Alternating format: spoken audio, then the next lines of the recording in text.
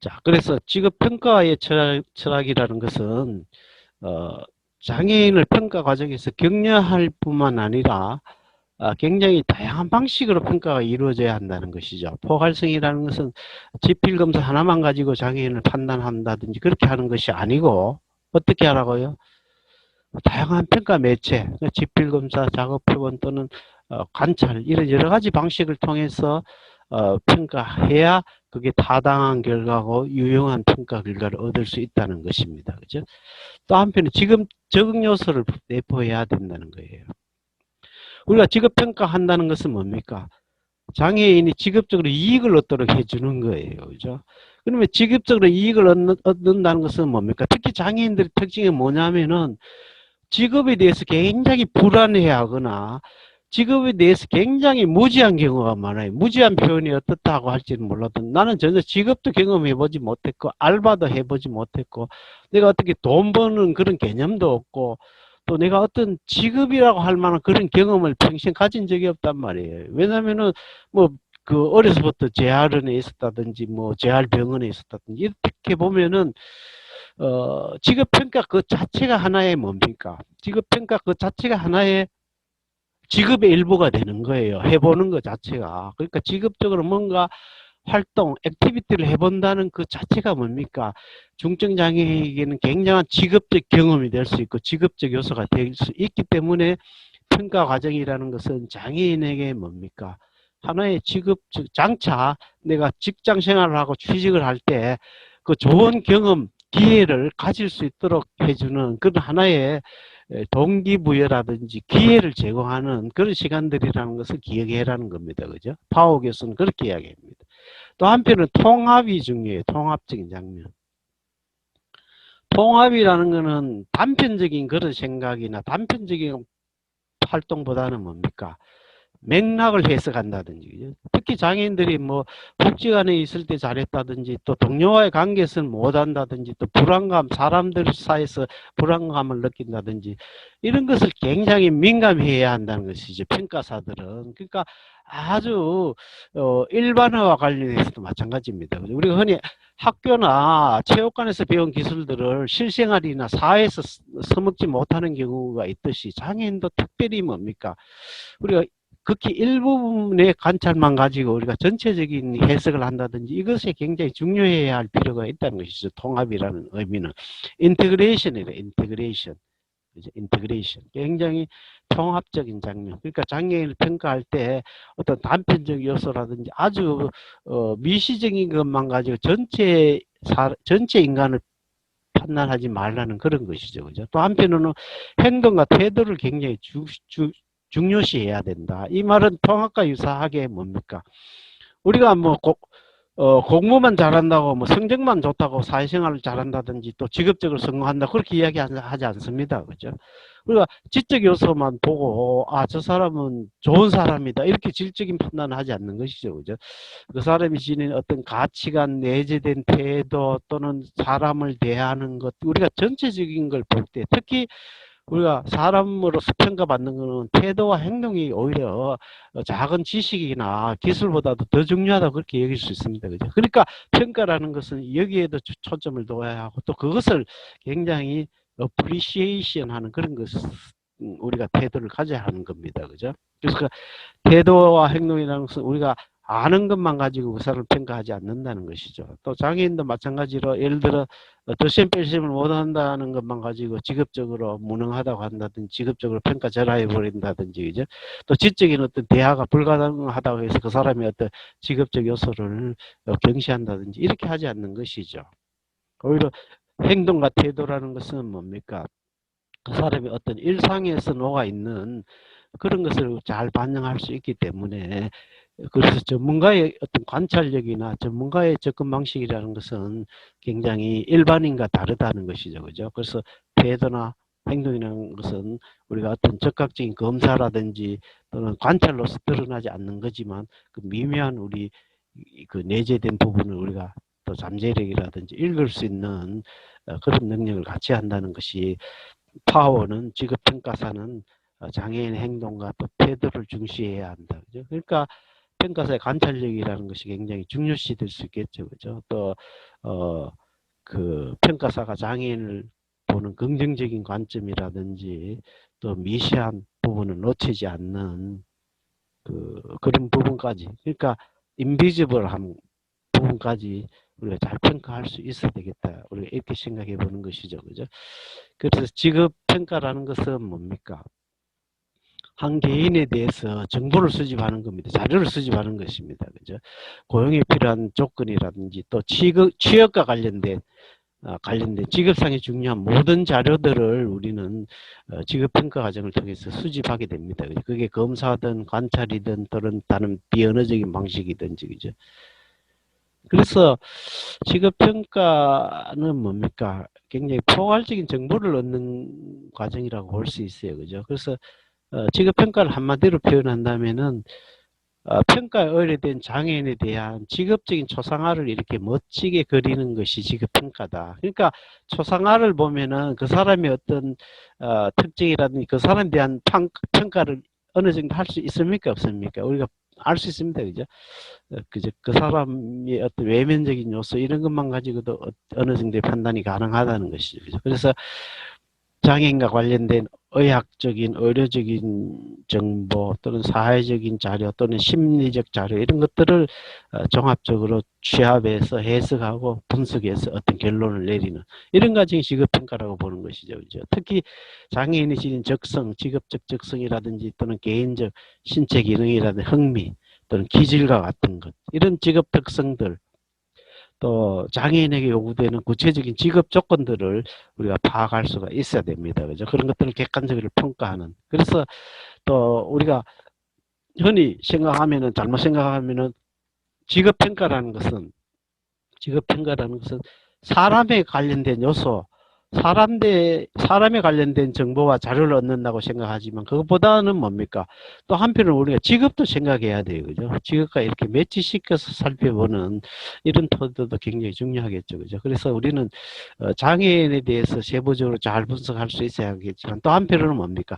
직업에 대해서 우리가 잘 알고 있어야 돼요. 그죠? 직업의 세계라든지 또 직무 분석을 얻은 여러 가지 자료라든지 수치 이런 것들을 활용할 수 있어야 한다는 것입니다. 그래서 크게 봐서는 장애인의 어떤 직업 방향을 결정하는 데 도움이 돼야 되겠죠. 그죠? 어떤 그러니까 큰 접근 방식에서 장애인이 도움이 될 수 있도록 하는 것. 또 뭡니까? 직업 평가를 하는 목적은 단순히 평가만 하기 위해서 하는 건 아니죠. 그죠? 장애인이 직업적으로 성공하기 위해서 어떤 서비스들이 추가적으로 필요한지 또 어떤 교육 훈련이라든지 어떤 요소가 더 중요한지 이것들을 결정하는 데 정보를 도움을 주는 그런 활동이에요. 그죠? 그래서 직업평가는 뭡니까? 장애인의 어떤 직업적 가능성과 잠재력 또 직업적 행동들을 장차 예측하는 그런 수단으로서 일을 사용하는 일이라는 건 굉장히 뭐 단편적일 수도 있고 포괄적이도 있고 그죠? 일을 사용하는 그런 시스템화된 과정이다. 이렇게 보는 것이죠. 그죠? 그래서 직업평가는 뭡니까? 직업평가는 직업을 주된 요소로 해서 개인의 어떤 직업 잠재력을 측정하는 그런 개별화된 과정이라는 것이죠. 그죠? 그래서 직업평가는 궁극적으로 크게 봐서는 뭡니까? 한 개인의, 장애인의 직업적 초상화를 잘 그리기 위한 거, 세부적이고 또 전체적인 이런 전형적인 요소들을 잘 그리기 위한 하나의 과정이 직업평가다. 이렇게 이야기를 할 수도 있는 겁니다. 그죠? 그래서 직업평가는 뭡니까? 계속되는 체계적인 과정이다. 그죠? 그냥, 직업평가라는 것은 임의적으로 이렇게 그냥 뭐 적성검사 한번 해보고 판단하고 또 내년에 또 한번 해보지. 이게 아니고 뭡니까? 사람은 굉장히 변동성이 많습니다. 그죠? 회사 대표, 대기업 사장들이 인력 관리를 굉장히 힘들어 하잖아요. 그죠? 데모를 하고, 뭐, 노조를 하고. 또 한편으로 생각하면 사장의 입장에서는 사람이란 굉장히 변덕스러운 존재예요. 변덕스러운. 그러니까 마찬가지로 평가라는 것은 한 번의 어떤 이례적인 그런 좀 횡단적 평가로서 우리가 그 사람의 모든 것을 판단할 수 없지요. 그죠? 그래서 시간을 두고 계속 이렇게 우리가 지속적으로 판단해 나갈 필요가 있는 그런 경우에도 우리가 평가를 계속하게 됩니다. 그죠? 그래서 지급 평가라는 것은 뭡니까? 하나의 발전적인 과정이다. 초상화를 그리기 위해서 이렇게 시간이 공을 들이듯이 지급 평가라는 것은 굉장히 하나의 시간적으로 발전적인 그런 계열상의 과정이라는 것이죠. 그죠? 또 지급 평가는 뭡니까? 장애인을 다양한 과제라든지 다양한 상황에 노출시키는 또 직업적인 다양한 요소에 이렇게 노출시키는 그런 다이내믹한 역동적인 과정이라는 것이죠. 그죠? 그래서 지급평가는 뭡니까? 경험의 기초를 둔 과정이다. 지급평가는 경험. 상당히 중요한 이야기입니다. 그죠? 또 지급평가는 어떻게 이루어져야 된다고요? 다양하고 융통성 있는 평가다. 그죠? 통합에서도 이야기했지만 일회 평가라든지 아니면 단편적인 지필 검사만으로 우리가 장애인의 적성이라든지 직업 흥미를 결정하지 않는다는 것이죠. 그죠? 굉장히 다양하고 융통성 있는 방식이라든지 매체들을 또 도구들을 활용할 수 있는 그런 능력을 직업평가는 같이 한다는 것이죠. 그죠? 또 한편으로는 뭡니까? 직업평가는 학습의 과정이다. 아까도 이야기했잖아요. 그죠? 장애인의 직업적으로 최초의 경험일 수가 있습니다. 직업평가라는 것은 중증장애인에게 뭡니까? 최초의 평가가 될 수도 있어요. 최초의 경험이 될 수도 있습니다. 그래서 직업평가는 뭡니까? 장애인의 심리적 요소를 고려한 그 하나의 학습의 과정이다. 그죠? 그래서 장애인들이 지닌 직업에 대한 불안감이라든지 또 직업에 대해서 느끼는 막연한 기대라든지 또 직업에 대해서 가지는 비현실성 이런 것들을 줄여줄 수 있는 게 직업평가 과정입니다. 그죠? 또 직업평가는 뭡니까? 하나의 결정하는 과정에 결정하는 굉장히 장애인을 대상으로 개별화된 평가 과정으로 결정을 지어줘야 돼요. 결정. 그죠? 요즘 젊은 이들이 뭡니까? 의사결정장애 뭐 이런 사람도 있다면서요. 남이 결정을 대신해 줘야 되고 자기는 아무것도 할 수 없는 뭐 이런 사람들이 그 표현은 달리 말하면은 뭡니까? 직업평가라는 것은 하나의 성과 중심의 활동이라는 거예요. 성과 중심이라는 것은 직업평가라는 것은 하나의 결과가 딱 나오는 거예요. 직업평가 결과를 우리가 딱 봤을 때 굉장히 값어치가 있어야 돼요. 유용해야 한다는 겁니다. 직업평가는. 그죠? 그래서 직업평가는 하나의 성과지향적인 과정이다. 성과지향. 그래서 직업평가 결과라는 것은 뭡니까? 지역사회라든지 노동시장에서 장애인이 독립적인 기능을 할 수 있도록 또는 촉진시킬 수 있도록 어떤 훈련 기회라든지 정보 또 프로그램을 이용할 수 있는 그런 기반이라든지 또는 서비스를 이렇게 제한해 줄 수 있는 추천 근거상으로 이게 잘 나타나야 되겠죠. 그죠? 그래서 직업평가는 뭡니까? 대체로 굉장히 유용한 실용적인 가치를 담고 있어야 된다는 것이죠. 그죠? 그러면 직업평가 이론은 뭐가 있나? 직업평가.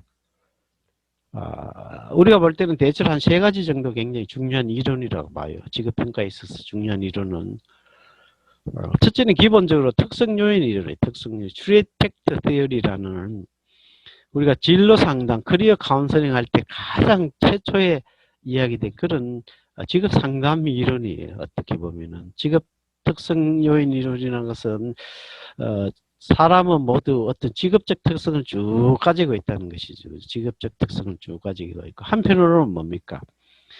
직업은 아주 세분화시킬 수 있는 결정할 수 있는 그런 조건들을 다 직업이 요구하는 조건들이 쫙 있다는 것이죠.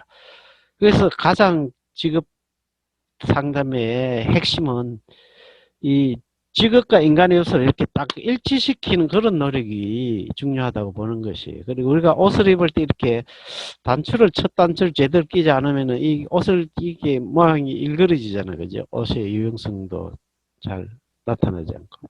그것처럼 가장 좋은 직업적인 매칭, 직업 성공이라는 것은 어떤 개인이 직업에 딱 들어갔을 때 둘 사이의 요소들이 딱 일치하는 그런 경우가 제일 중요하다고 볼 때, 프랭크 파슨스라는 이 미국의 심리학자는 직업 선택이라는 그런 유명한 책을 쓰게 됩니다. 그죠? 그래서 개인과 직업을 연결시키는 그런 노력 하나로 직업 상담 프로그램의 기초라든지 또는 여러 가지 직업적 검사, 심리 측정 운동을 발전시키는 계기가 된 게 뭐라고요? 특성 요인 이론입니다. 그죠? 또 하나의 중요한 이론은 홀랜드 이론이에요. 홀랜드 이론. 이건 전부 이제 어떤 그 분류적인 접근 방식의 분류적인 홀랜드는 사람의 직업 성격을 6가지로 크게 요약할 수 있다고 보는 것이죠. 리아식이라는 방식, 리아식, 리얼리스틱, 현실형 인간, 또 인베스티거티브 인간, 탐구형 인간, 또 아티스틱 인간, 사고형, 소셜, 사교형 인간, 또는 엔터프라이즈, 기업의 인간, 또 보수형 인간, 이렇게 6가지로 나눌 수가 있다는 것이죠. 현실형이라는 것은 굉장히 외부 활동이라든지 또는 구체적인 직업 활동을 즐기는 사람들, 동물들 키우고 뭐 이런 사람들 있잖아요. 그죠? 아주 그 화해를 한다든지 뭐 이렇게 손으로 만지고 접하고 고치고 이런 걸 좋아하는 자기 몸을 이렇게 사용하기를 즐기는 사람들을 우리는 현실형 인간이다, 리얼리스틱한 사람이다. 아주 구체적인 사람들이 구체적인 방식으로 접근하는 사람. 그럼 탐구적 인간은 뭡니까? 여러분 주위에 책 읽기를 좋아하고 아주 연구를 호기심은 지적 호기심이 굉장히 많은 사람들이 있잖아요. 과학자들 이런 사람들을 탐구형 인간이라고 보는 것이죠. 그리고 이제 아티스틱하다는 것은 굉장히 에스테틱한 것, 심미적인 사람들이 있어요. 여자들 중에도 여학생들 중에도 똑같이 그 중앙로에 가서 2,000원짜리 액세서리를 머리핀을 하나 사도 어떤 학생은 굉장히 세련돼 보이는 거죠. 그런 또 자기 복장이라든지 외모를 갖고 있는 사람이 있는가 하면 그거 별로 신경 안 쓰는 또는 아주 뭡니까 미적인 거라든지 또는 표현을 즐기는 사람 이런 사람들이 예술형이라면 사교형은 뭡니까 교사들처럼 사람 만나기를 즐겨하고 사람을 좋아하고 기본적으로 또 뭡니까 잘 교훈을 주는 이런 사람들이 사교형이라고 합니다. 하여튼 사람 사이 관계를 즐기는 거기서로부터 전혀 스트레스를 받지 않는 이런. 또 한편 기업형 인간이라는 것은 뭡니까? 굉장히 진취적이고 설득형 인간 있잖아요. 그죠? 그러니까 이제 영업을 잘하는 사람들이 있습니다. 그죠? 이렇게 영업해가지고 실적을 쫙 올리는 또 정치인들, 대중들에게 영향을 미치는 이렇게 사람들을 이렇게 이끌어 나가는 그런 능력이 있는 사람들을 엔터프라이즈, 진취형, 기업형 인간이다. 그렇게. 그 다음에 이제 컨벤션, 보수형이라는 굉장히 각이진 사람들이 있습니다. 그죠? 군대에 가면은 간물대 이렇게 탁 추스리잖아요. 그죠? 간물대 잘 추스리고 뭔가 정리정돈이 탁 잘 되는 그런 사람들이 컨벤셔널, 공무원이라든지 이렇게 미리 정해진 매뉴얼이 있는 일들을 즐겨하고 또 그런 것들을 계획을 잘하는 이런 사람들을 이렇게 성격이 다다른 거예요. 그죠? 그러나 이 6가지, 직업도 이렇게 6가지 형태로 분류할 수 있는데 이 6가지만 아니라 R형이라든지 AE형이라든지 이렇게 숫자를 6개 숫자를 조합해서도 사용할 수 있는 게 이 홀랜드 이론의 특징입니다. 그죠? 그래서 홀랜드 이론은 이런 두꺼운 사전으로 만들어질 정도로 굉장히 직업하고 사람을 분석해 놓은 그런 홀랜드는 미국 해군에서 연구비를 몇십 년 동안 오랫동안 받아가지고 연구한 결과들을 이렇게 발표한 겁니다. 그죠? 그래서 홀랜드는 이 육각형이라고 그죠? 리얼리스틱 인베스트 리아색이에요. 리아색. 이 앞자만 따가지고 리아색형 직업 인성 또는 리아색형 직업적 특성 이렇게 분류합니다. 그죠? 그래서 R 형태는 기술직, 숙련직 이런 종사자들 또는 탐구형 쪽은 과학기술 이런 쪽에 또는 예술형은 음악, 미술, 문예 이런 쪽의 직업들 또 사극여행은 교사, 교직, 사회복지 이런 행들 또 기업은 경영, 판매, 정치 이런 사람들 그죠? 또 보수형, 관리, 사무직 이런 형태로 모든 직업을 나누고 있고 직업만 나누는 것이 아니라 사람들 역시 이런 형태로 나눠 가지고 뭡니까 일치시키는 그런 노력을 하는 것이죠. 그죠? 그 다음 세 번째가 이제 미네소타 직업 적응 이론이에요. 미네소타라는 건 미국의 저 북부에 있는 주입니다. 그죠? 북서쪽입니까? 하여튼 중북부 쪽에 있는 미네소타 대학에서 오랫동안 이제 심리학자들이 만들어 놓은 그런 이론이에요. 특성 요인 이론의 하나로 직업은 사람은 이렇게 직업 인성으로 이렇게 구성되어 있다는 거예요. 직업 인성의 요소들이 많습니다. 이걸 워크 퍼스널리티라고 그래요. 그죠? 또 한편 직업은 뭡니까? 인바이러먼털한 조건을 쫙 갖추고 있다는, 직업이 환경 조건이라든지 심리 요건 이런 것들을 쫙 갖추고 있다는 것이. 그래서 직업 성공이라는 것은 이 직업 인성과 직업 환경 간의 일치에서 초래된다고, 그렇게 결정된다고 보는, 경험을 중시하는 그런 접근 방식이에요. 그죠? 성격 이론이라든지 개별 심리학 이런 분류학적 접근 방식에서 많이 나온 것이죠. 그죠? 그래서 직업이 주는 강화제의 종류와 강도가 중요하다고 보고, 그죠? 직업이 주는 강화제는 뭡니까? 보너스라든지 또 뭐 휴가 뭐 이런 것들이 강화제예요. 직업상 강화제. 또 강도라는 것은 뭡니까? 보너스 연금의 크기라든지 또는 뭡니까? 얼마나 휴가를 자주 주느냐 이런 것들이, 그죠? 그래서 미네소타 직업 적응 이론은 두 가지 특이한 용어를 씁니다. 하나는 두 가지 만족인데 satisfactoriness라는 용어를 써요. 그러니까 이건 영어 사전에도 없는 단어인데 satisfactoriness라는 것은 그 아주 만족스럽구나 하는 이런 뉘앙스를 풍기는 거예요. 그러니까 회사 사장이 장애인을 썼을 때 아주 그 쓸만하네, 만족스럽네 이렇게 표현하는 것이고, satisfaction이라는 것은 근로자 입장에서 이 회사는 내한테 참 만족스럽네, 나는 만족스러워 이 일이, 이렇게 이제 구분하는 겁니다. 그죠? 지금 이 세 가지 이론을 크게 직업평가에 있어서 중요하게 보는데, 그래서 개인의 영역이라는 것은 뭡니까? 직업적 능력은 일반 지능, 언어 능력, 수리 능력, 건강 뭐 이런 것들이 전부 뭐 구직 기술부터 여가 기술까지, 여가 기술도 중요해요. 그죠? 전부 개인의 직업 능력이라고. 뭐 하나는 또 개인은 사람이 일하는 이유가 있어요. 그죠? 너 왜 회사 다녀? 왜 8시간 일하냐고 할 때, 나는 그걸 하면 굉장히 마음이 즐거워. 또 나는 능력 개발이 되니까 좋더라. 또 사람들을 직장에서 만나니까 나는 너무 좋아라든지, 또는 나는 일하면서 얻는 독립성 발휘가 좋아. 또 책임감, 다양성, 뭐 이런 것들이 좋더란 말이에요. 또 어떤 사람들은 회사가 나는 좋은 근사한 건물이 있어서 좋더라. 이런 것들이 개인 사람 영역의 어떤 그 조건과 특성들이에요. 그죠? 반면에 또 직업적으로 이런 요소들도 있겠죠. 이런 것들이 미네소타 직업 적응 이론의 중요한 그런 개념들이에요. 그죠? 그래서 여러분들이 이제 여기까지 했는데 유튜브 동영상을 하나 잠깐 소개해 보면은 일단 그 화면 공유를 마치고요. 화면 공유를 마치고 이게 한번 화면 공유를 종료하고, 이거 유튜브를, 유튜브 영상을 짧게 몇 초씩만 한번